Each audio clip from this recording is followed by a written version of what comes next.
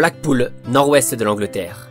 C'est dans cette ville, à 40 km de Liverpool, qu'une partie de l'histoire du football est ancrée, l'histoire du premier joueur à s'être vu décerner le très courtisé Ballon d'Or. En 1956, alors joueur de Blackpool et âgé de 41 ans, Stanley Matthews remporte le trophée devant les légendes de l'époque Alfredo Di Stefano, lauréat l'année suivante, et le français Raymond Kopa.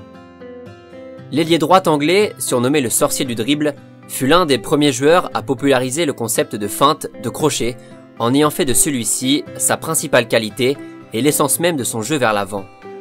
Pour faire rapide, Stanley Matthews a partagé sa carrière entre Stoke City, Blackpool et la Royal Air Force, la Seconde Guerre mondiale obligeant d'ailleurs l'attaquant à stopper sa carrière à 24 ans. Stanley Matthews était un novateur et son approche du football a révolutionné la façon de le pratiquer en y apportant un professionnalisme encore assez vague à l'époque. Pas d'alcool, pas de cigarette, Matthews connaissait la recette du succès et a appliqué cette dernière pendant les 30 saisons au cours desquelles il aura au moins joué un match en professionnel avec les deux clubs de son cœur. Pas très grand ni même très costaud, on reconnaît facilement le joueur par son style, ses shorts souvent trop grands et son crâne dégarni. Pendant des années, Stanley Matthews était devenu l'attraction des matchs de Stoke, le public venant pour Stanley, les foules se déplaçant pour Matthews. C'est difficile à exprimer car son palmarès en carrière est famélique avec 2 titres de champion de 2e division en 1933 et 1963 et une Coupe d'Angleterre en 1953 après une finale où Matthews va changer à lui tout seul la tournure du match. Alors que Blackpool est mené 3-1 face à Bolton en finale de la FA Cup actuelle, l'ailier anglais sort de sa boîte et provoque 2 des 3 derniers buts des Seasiders pour remporter le match 4-3 et soulever la coupe lors d'une finale rebaptisée tout simplement The Matthews Final.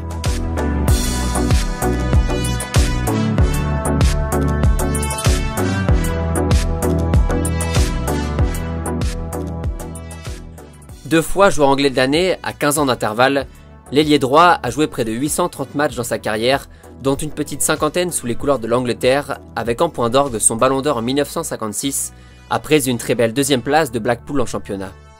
Lors de son départ en retraite 10 ans plus tard, à 50 ans, le gentleman anglais organise un match d'adieu auquel participent les plus grands footballeurs de l'époque, qui viennent dire au revoir à l'un des disciples du football enthousiasmant, du fair play et de la longévité dans le sport de haut niveau. Lev Yashin, Alfredo Di Stefano, Ferenc Puskás, les vedettes sont de sortie et font le show lors d'un match qui aura au moins eu le mérite de rappeler à quel point le monde du football appréciait Sir Stanley Matthews. Oui, Sir, car Stanley a été fait compagnon de l'ordre de l'Empire britannique en 1957, puis anobli par la reine 8 ans plus tard, justifiant son statut de pionnier qu'il réfute, celui qui a compris plus tôt que les autres comment le football devait être joué. Et ça, c'est toujours pas moi qui vous le dis, c'est le roi Pelé en personne. Voilà, Stanley jouissait d'une notoriété qu'on peut qualifier d'originale, car Matthews était loin d'être un héros hors norme, mais il incarnait parfaitement l'image du mec lambda, devenu superstar dans son pays. Modeste, humble et toujours proche de ses fans, le sorcier du nord du royaume laissait l'impression du joueur que tout le monde aurait pu être, mais qui a eu avant tout le monde ce petit brin de folie en plus.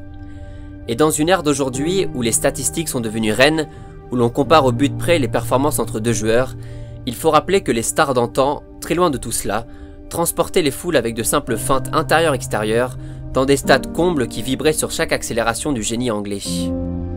Number 7. It's an important number. Why is it an important number?